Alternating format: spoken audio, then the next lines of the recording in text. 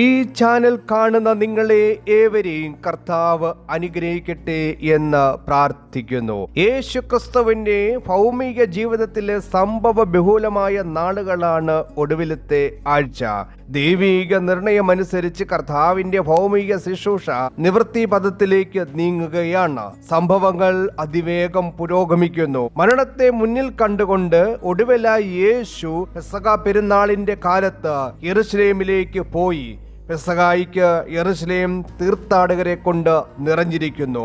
വളരെ നാടകീയമായി യേശു യെരുശലേമിൽ എത്തി. കർത്താവിന്റെ ഇഹലോക ജീവിത ചരിത്രത്തിലെ അതുല്യമായ സംഭവങ്ങളിലെ ഒരു സംഭവമായ കഴുതക്കുട്ടി പുറത്തുള്ള യെരുശലേം പട്ടണ പ്രവേശനത്തിൽ പട്ടണ നിവാസികൾ മുഴുവനും ഇളകി.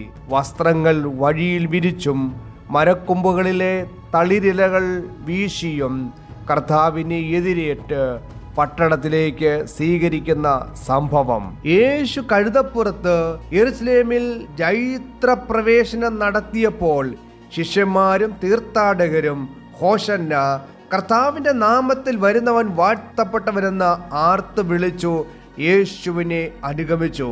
മത്തായിയുടെ സുവിശേഷം 21 അധ്യായം 1 മുതൽ 11 വരെയുള്ള വാക്യങ്ങൾ. ഹോശന്ന എന്ന എബ്രായ പദത്തിന് ഇപ്പോൾ രക്ഷിച്ചാലും എന്നാണ് അർത്ഥം.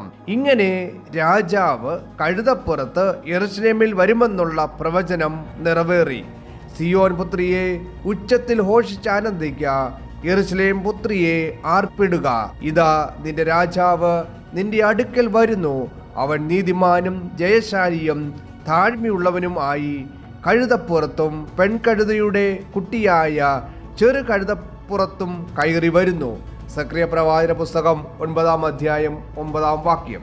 യെരുശലേമിൽ പ്രവേശിച്ച യേശു ദേവാലയത്തിൽ കടന്ന് അവിടെ വിൽക്കുന്നവരെയും വാങ്ങുന്നവരെയും പുറത്താക്കി. പൊൻവാണിഭക്കാരുടെ മേശകളെയും പ്രാക്കളെയും വിൽക്കുന്നവരുടെ പീഠങ്ങളെയും മറിച്ചിട്ടു. മർക്കോസ് 11 അധ്യായം 15 മുതൽ 18 വരെയുള്ള വാക്യങ്ങൾ. അങ്ങനെ ഒരിക്കൽ കൂടി ദേവാലയം ശുദ്ധീകരിച്ച് താൻ മെഷിയ ആണെന്ന് യേശു തെളിയിച്ചു. തന്റെ ശുശ്രൂഷയുടെ ആരംഭത്തിലായിരുന്നു ആദ്യത്തെ ദേവാലയ ശുദ്ധീകരണം. എന്ത് അധികാരത്തിലാണ് യേശു ഇതെല്ലാം ചെയ്തതെന്ന് മഹാപുരോഹിതന്മാരും മൂപ്പന്മാരും ചോദ്യം ചെയ്യുന്നു.